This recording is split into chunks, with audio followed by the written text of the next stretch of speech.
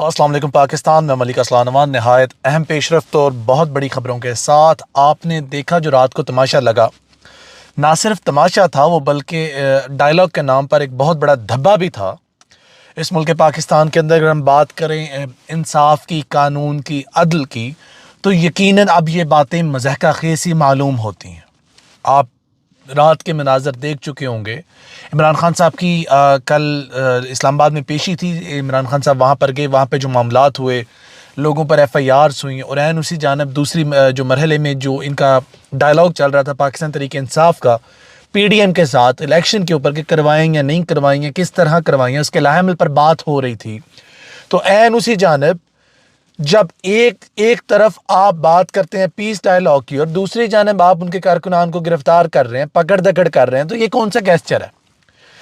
مورخین یہاں پر لکھتے ہیں اگر آپ نے کسی کو ڈرانا ہو، دھمکانا ہو، اپنی طاقت کا اس کے اوپر دھونس جمانا ہو اور اس کو ساتھ ساتھ صلح پہ آمادہ کرنا ہو، تو یہ ٹیکنیک کافی پرانی ہے۔ یہ آپ راجے مہاراجوں کی مثال لے لیجئے۔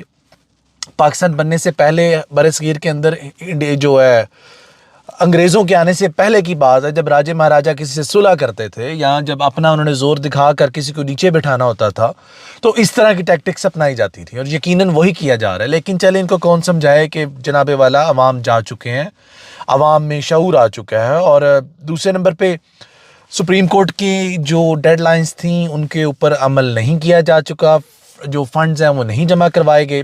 رجسٹرار کو رپورٹ جمع کروا دی ہے، اس میں انہوں نے کلیئرلی بولا ہے کہ بھائی نہ سیکیورٹی ہے نہ پیسہ، جو کرنا ہے آپ نے کر لیں۔ اور دوسری جانب منگل تک ڈائلاگ بھی ہیں، وہ بھی پوسٹ پون کیے جا چکے ہیں۔ اب تیسرا مرحلہ ہے، بظاہر تو یہی کہا جا رہا ہے کہ ڈائلاگز ہیں انشاءاللہ اچھے مرحلے میں جا رہے ہیں، اور دونوں کی ایک ہی بات ہے۔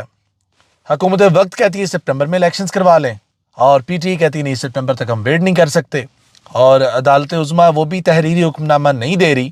شاید کسی حد تک عدالت عظمیٰ کی پوری کوشش ہے کہ کسی حد تک ان کی صلح صفائی ہو جائے اور کسی طرح کو بیچ کا رستہ اختیار کیا جائے، تصادم کی جانب نہ بڑھا جائے۔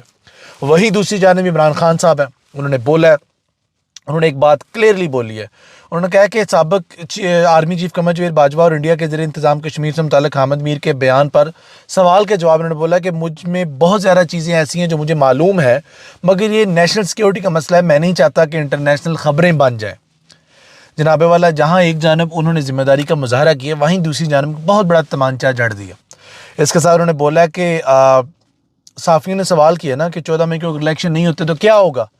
پھر خان صاحب نے بڑا پیارا جواب دیا، وہ کہتے ہیں کہ آئین ٹوٹ جائے گا، اور اگر آئین ٹوٹ گیا تو پھر جس کا بھی زور ہوگا اس کی بات چلے گی، جس کا بھی زور ہوگا اس کی بات چلے گی۔ جناب والا تماشا لگ رہا ہے، اور میں یہ سمجھتا ہوں کہ جو لوگ طاقتور لوگ ہیں، جو لوگ طاقت رکھتے ہیں، جن لوگوں کے پاس اختیارات ہیں، اگر تو وہ نیوٹرل ہیں تو انہیں پھر اس کو مزید نیوٹرل طریقے سے ڈیل کرنا ہوگا۔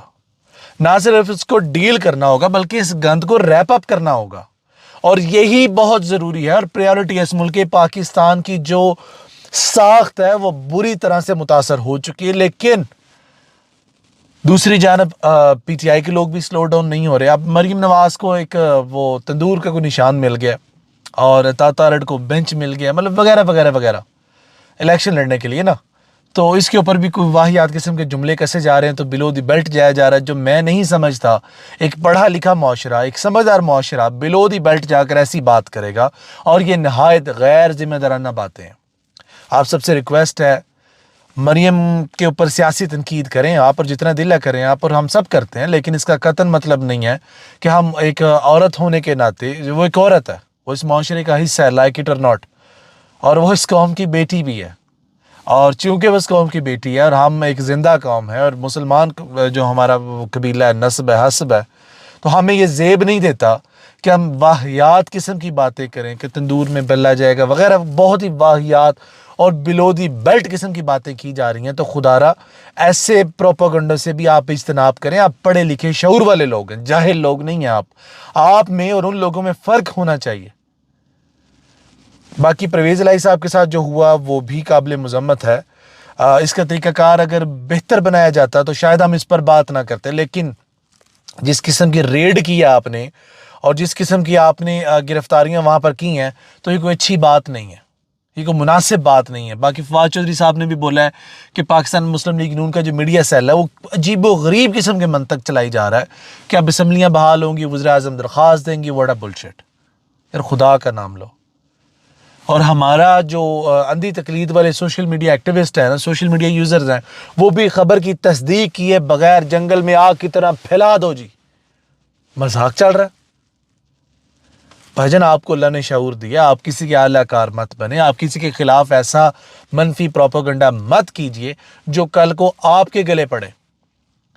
آپ خدا را ایسی بات کیجئے جو پڑھی لکھی ہو, جو آئین کے مطابق ہو, قانون کے مطابق ہو, اور عقل جس کو مانتی ہو. یار آج کے اس میں بس اتنا ہی.